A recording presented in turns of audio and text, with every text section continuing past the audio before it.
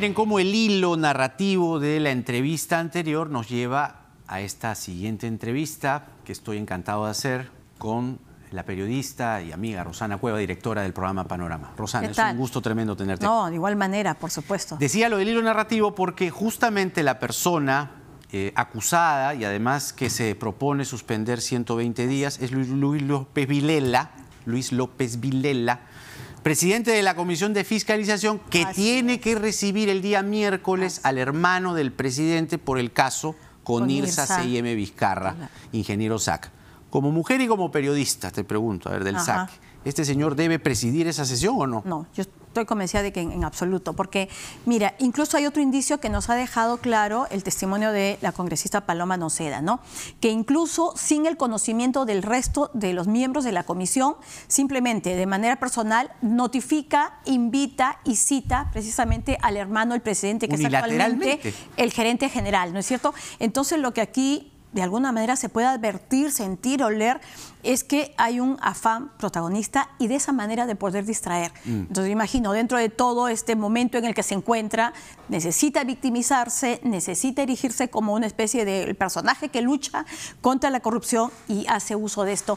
Y lo que nosotros tenemos que exigir siempre desde el otro lado es que tenemos que lograr que estas investigaciones sean pulcras, completamente asépticas, impecables y que nos exhiban precisamente de cualquier duda, sospecha de que aquí hay otros intereses subalternos. ¿No es cierto? Entonces, y eso, por supuesto, no está garantizado con el comportamiento de este congresista. Vamos al caso, ahí seguramente nos vamos a volver a encontrar con López Vilela. A ver, todo esto empieza con, y te decía hace un momento, el ángulo creo que fue impecable, de referirse a este asunto como una imprecisión presidencial. El 9 de enero, en una conferencia, día miércoles, en Palacio de Gobierno, una periodista le pregunta al presidente Vizcarra si había su empresa contratado con Odebrecht. Esa fue la pregunta tal cual. Y él dice, no en absoluto. Claro. Y nosotros remarcamos incluso algo más, porque la pregunta no fue solamente su empresa contrató con Odebrecht, es Odebrecht Interoceánica. Entonces ahí hay otro dato era con que mayor cierra, razón, ¿no? Entonces, y es por eso pues, que en 2 o 3 momentos repetimos precisamente esa parte, porque es cierto, a Odebrecht tú puedes decir efectivamente, rigurosamente hablando, no, pero era Odebrecht Interoceánica porque es como comúnmente se conoce, ¿no?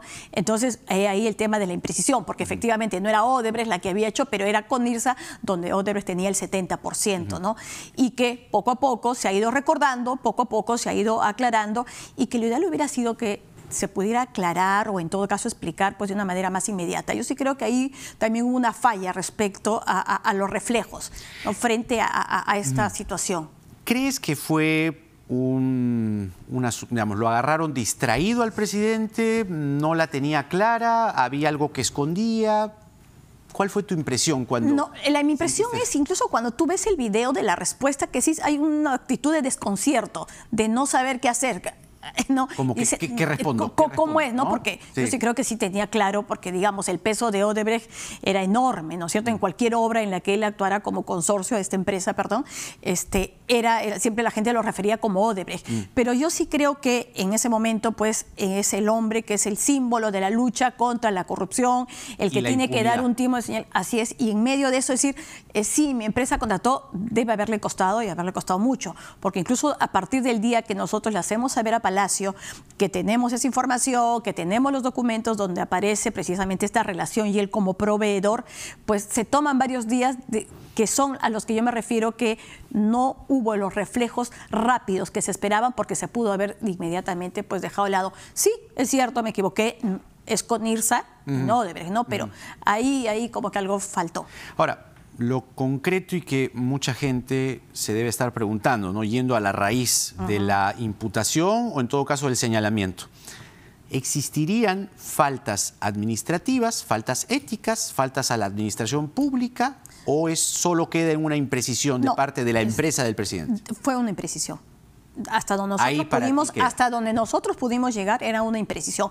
Y era nosotros lo que estábamos exigiendo además y que era nuestro interés es que precisamente en medio de esta lucha contra la corrupción y la impunidad, una herramienta importantísima es la transparencia. Transparencia y las cosas claras, las verdades completas y no estas imprecisiones. y precisamente para que tampoco se preste a algún tipo de juego político. Pero si uno se ponía a ver, en ese momento tenía algún cargo público desde el cual pudiera ejercer algún tipo de presión, ¿no?, respecto a la empresa para poder exigir alguna cosa a cambio, no, en absoluto. Estaba dedicado el presidente en ese momento solamente a su labor empresarial. Entonces no había ningún conflicto de intereses, podía tratar y era eso, ¿no? Simplemente dinos la verdad completa y punto. Porque claro, la verdad se ha ido soltando a cuentagotas. Así es.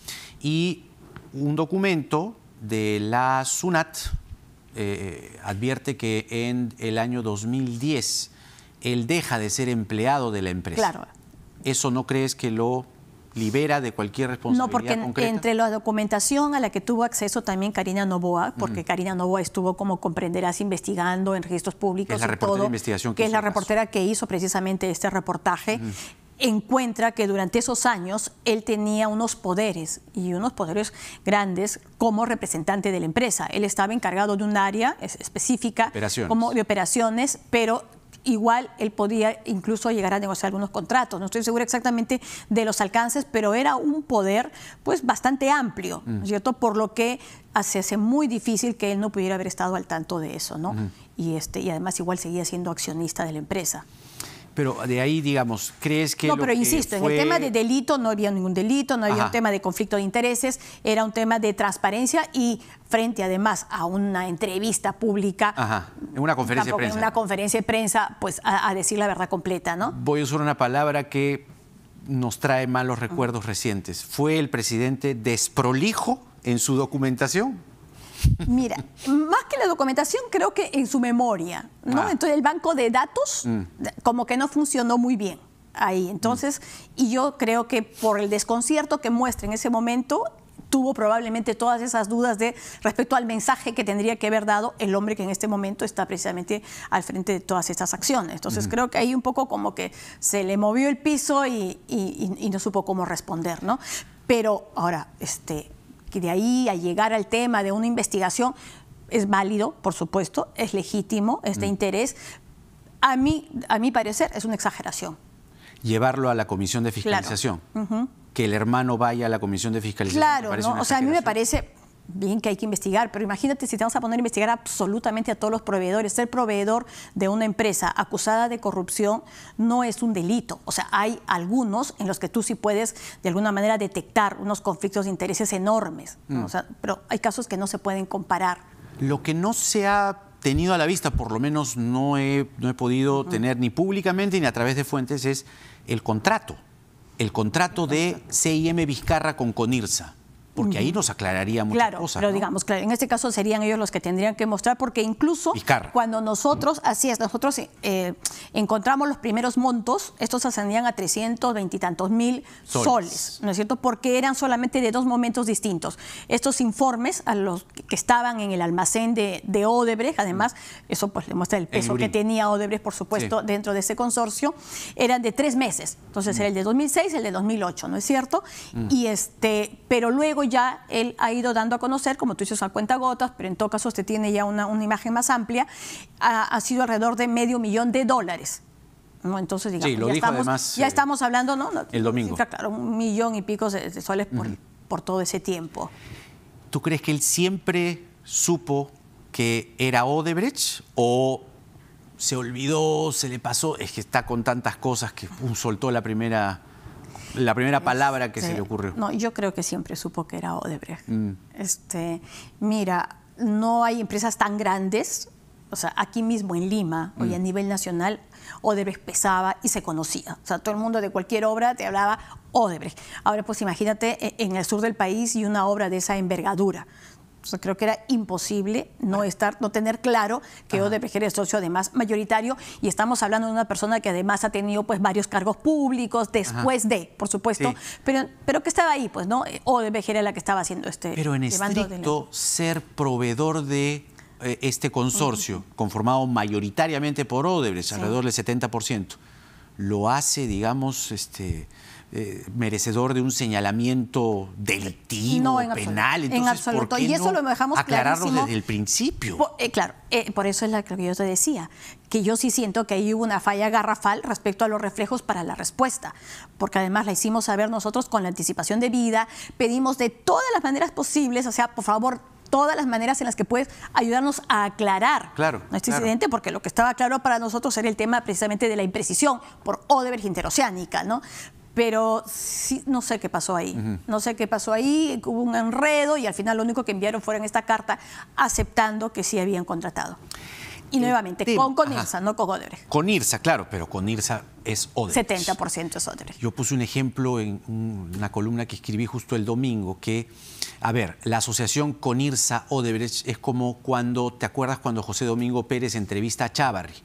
Y una de las imputaciones a Chávarri era que tenía gente recomendada por el Congreso. Y esa palabra Congreso le sirvió a Pérez para decir Fuerza Popular. ¿Por qué? Porque la mayoría del Congreso está conformada por Fuerza Popular. Así es decir, si tú dices con IRSA, es casi un sinónimo de Odebrecht. Porque con IRSA es Consorcio Interoceánica y cuando Sur. se han tenido que investigar otros temas, también pues se dice, pues, Rutas de Lima, Odebrecht. Odebrecht. Claro. Es lo primero que sale. Claro. Así es. ¿Sigues detrás del tema o no? Mira, en el caso puntual de CONIRSA vinculado de manera delictiva, no, porque lo que sentimos es que las respuestas que se han dado posteriormente y en varias partes, las cuotas así semanales, bueno, de alguna manera han aclarado todo el panorama. Hasta el momento, como te digo, respecto a este hecho puntual, no hay nada que advierta un hecho delictivo. Claro, el tema... Uno tiene libertad de investigar lo que quiera, por supuesto, ¿no? El tema es que ahora Fuerza Popular y el APRA...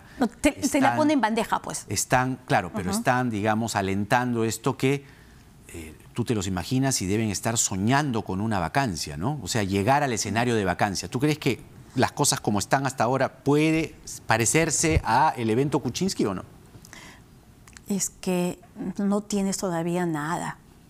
Nada. O sea, el caso de Kuczynski hay una diferencia enorme respecto al tema de conflicto de intereses. Él era ministro mientras estaba dando todas estas asesorías, ¿no? El tema de la puerta giratoria que tanto se mencionó en esos tiempos es completamente distinto. Pero Jenny a pesar de que él lo negaba. Que renuncie. Le ha pedido que renuncie al presidente. Pues, bueno, quedémonos, sé que es un tema de libertad de expresión, pero de ahí a que sea viable, pues obviamente quedó demostrado de inmediato que eso no podía darse. Sí, pues hay que ver finalmente que ahora, a veces, mira, nosotros los periodistas ponemos los temas sobre la mesa, hacemos nuestra investigación. Que de ahí uno u otro político quiera colgarse de estos, bueno, pues ya no es nuestra responsabilidad. Claro, nosotros tenemos que informar. Y cumplir. Y cumplir con rigor de entregar un tema completo. O sea, te llega una información de este tipo, te llegan los documentos de CONIRSA donde dice CIM Vizcarra, proveedores, y acabas de escuchar que el presidente ha dicho que no, que hace, ¿te la guardas? No hay forma, pues, o sea, eso no existe en el periodismo, menos en la investigación. Eso no es un sapo, eso es un cocodrilo. ¿Ah? Efectivamente. Ahora que hablamos de Odebrecht, a ver, ¿qué piensas? Hablemos un ratito, a ver, ¿qué piensas del acuerdo? Del acuerdo. ¿En qué lado estás tú? Es que es terrible, ¿no? Es terrible que tengas que estar en un lado, porque en verdad... No, me refiero a si esto es necesario para esclarecer, digamos, lo que pasa es que eso se está dando. Es cierto que no es la manera que tú quieres plantearlo, pero sí creo que esa polarización también se está dando nuevamente en este tema. Y yo respecto a eso sí tengo mis reservas. Y tengo mis reservas respecto a que un documento de esa naturaleza no tendría que ser manejado solamente por, o sea, ¿quién no tiene respeto respecto al trabajo que ha estado haciendo el fiscal Vela y el fiscal José Domingo Pérez? O sea, nos han dado, pero así, y les han dado a los otros fiscales pues cachetadas de aprende a ponerte las pilas, porque lo que han hecho ellos es increíble. Pero eso no quita que sean fiscales con determinados rangos, ¿no es cierto? Igual en el caso del procurador. Y estamos hablando de uno de los casos de corrupción más grandes, dejando de lado, por supuesto, todo lo que pasó en la década del fujimorismo, que tendrían que tener algún nivel más de fiscalización. Entonces, bien depositar la confianza en personas que hemos visto que han hecho, pero no dejar de lado los cargos que tienen y lo que está en juego. Entonces, mira, a mí te soy franca, el monto no me preocupa tanto. O sea, 60, 300 o los 3.000 que iban a ser impagables, ese es un punto que a muchos les preocupa. A mí me preocupa más el que no se cuente toda la verdad. Que solo sean 4 casos. Que solamente sean 4 casos, porque los otros son financiamientos de campaña, o sea, ellos mismos, o cuando el mismo fiscal Vela habla de autoinculparse. Está autoinculparse, reconocer un probable delito, son 4, nada más. Entonces, que la vía expresa esta del Callao, la del Cusco. Bueno, dicen que a Toledo le tenían un hambre enorme porque el hombre jorobaba, fastidiaba tanto con que páguenme más, que ya, pues bueno, ¿no? Allá por pesado casi, ¿no? Y luego el tema del metro, ¿no es cierto? Donde está, pues, Cuba y puede, no sé, pues todavía no está Cornejo, pero digamos. ¿Cómo no va a estar, no? Pero entonces, cuando tú dices gasoducto, no pasó absolutamente nada. Olmochac, o sea, la cantidad de obras que hay, que ha estado realizando Odebrecht, o sea, esa parte creo que hay que ser más exigentes. Ya. Nada más. O sea, ahora, todo es perfectible, pues que ¿coincidirás conmigo que, digamos, el acuerdo no está escrito en piedra? Es decir, que podría ir incluyendo, y eso creo que es lo que se debe alentar, que es perfectible, que se vayan incluyendo más casos conforme avance ya el proceso de delaciones, ¿no? Es decir, las acusaciones, los testimonios, más la data que va entregando Odebrecht. Así es. ¿No? Pero es ir, lo que vayamos descubriendo, nos van a tener que dar información. Pero esa no es la idea, pues, ¿no? La idea es que tú mismo colabores conmigo de tal manera que me empieces a dar ya mucha más información. Ah, claro, no porque, es que yo te tengo que preguntar. Te descubrí tal cosa, ahí se me pasó, es verdad. En tal caso también hicimos, y ojo, mira, a buena hora que en este momento varios presidentes estén en el banquillo de acusados, ¿no? Pero congresistas, o sea, todos esos proyectos de ley no salieron así nomás. O sea, habría que investigar un poco más. En algún momento se dijo que Barata iba a hablar sobre eso. Bueno, pues, o sea, también congresistas, estudios de abogados, arbitrajes, o sea, ¿cuánta gente más? O sea, estas cosas no se arreglan solamente entre un hombre poderoso y una empresa coimera. O sea, es una red mucho más amplia. Claro. No nos vamos a contentar con 4 casitos. Cuando yo te decía de qué lado estás, no era que te plantease esta disyuntiva tan ociosa y repetitiva de caviares, sí, de esto. No, pero además que si tú dudas, estás del lado de la corrupción. Claro, yo te decía porque, a ver, uno de los principios que por lo menos sostengo en el tema del acuerdo es que lo más importante es conocer la verdad. Por eso. Que el monto me parece más bien un argumento jalado de los pelos para que se proteja a quienes no tienen que recibir una acusación. O sea, me parece que va por ahí, ¿no? ¿Tú cómo lo ves? Sí, bueno, probablemente. O sea, lo que es cierto es que también, o sea, no vamos a negar que del otro lado sí pueda existir, de los que ya están en este momento inculpados, investigados, pues no les interesa que esto se firme pronto, ¿no es cierto? Porque obviamente hasta que no termines de recabar todas las pruebas, pues toda tu investigación se va a seguir postergando y se va ganando tiempo, que en estos casos es valiosísimo. Pero no tener que estar en esa disyuntiva que si tú dudas o si tú no estás de acuerdo, ya simplemente eres cómplice de todos estos corruptos. O sea, hay intereses de los dos lados, pero también hay un interés importantísimo de parte de Odebrecht, ¿no es cierto?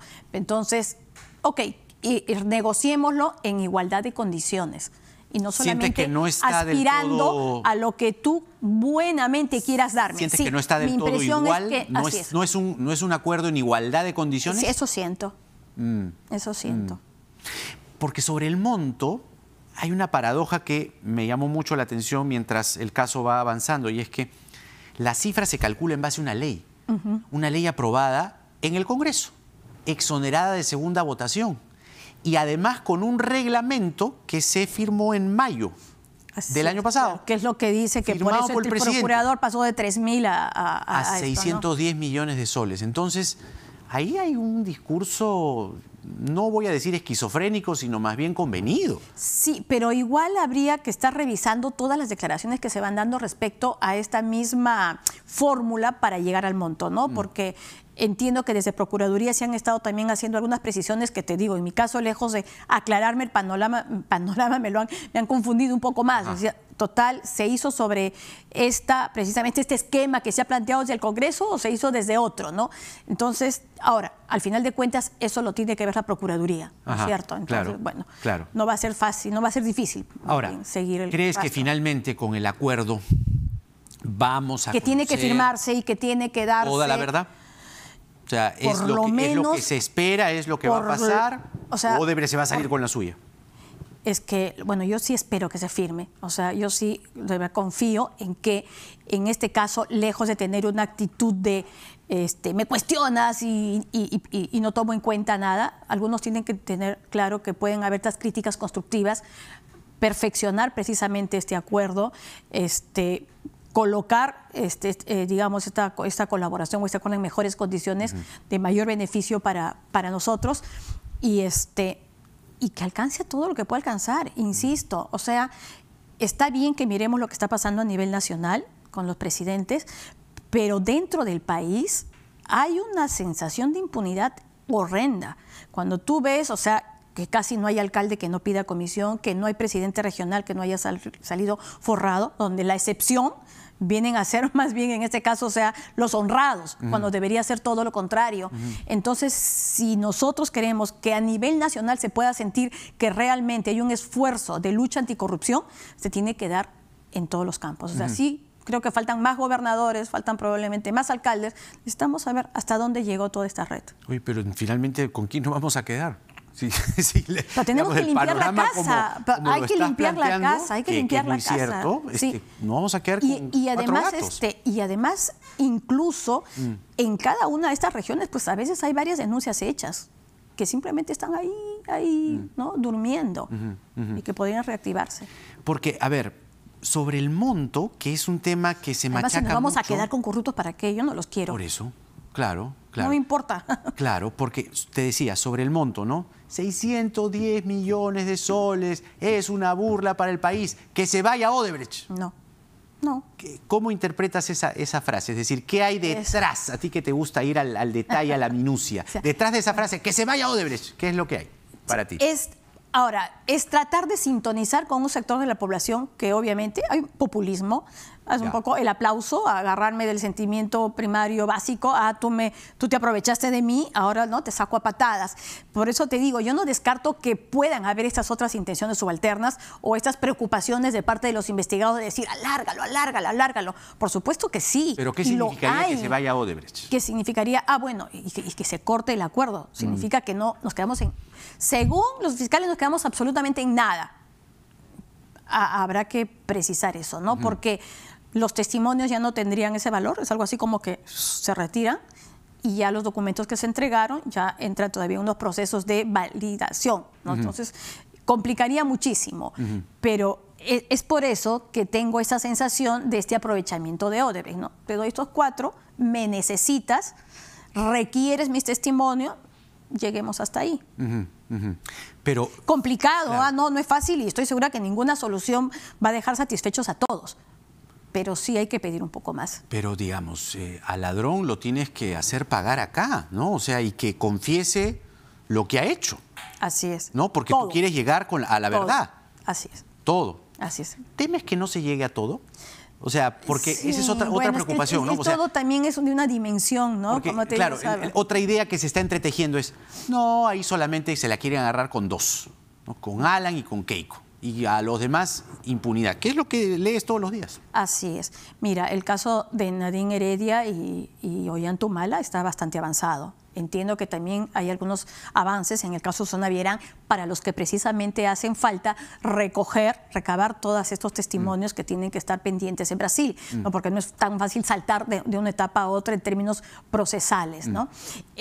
Lo que sí siento es que el manejo mediático de repente de los 2 últimos casos, tanto de García, sí han sido distintos, ¿no? Entonces un poco eso, pero digamos, sí puedo dar fe de que los otros casos sí se están manejando y se está avanzando. Claro, lo que pasa es que, claro, tú escuchas a estas versiones de prisión preventiva, Nadine Heredia, no, prisión preventiva no vale, es anticonstitucional, se violan los derechos humanos. Ay, Keiko no, bien metida. Yo sí creo que las dos, tanto Keiko como Nadine Heredia y Ollanta Humala, pues era válido el tema de la prisión preventiva. Sí, pues.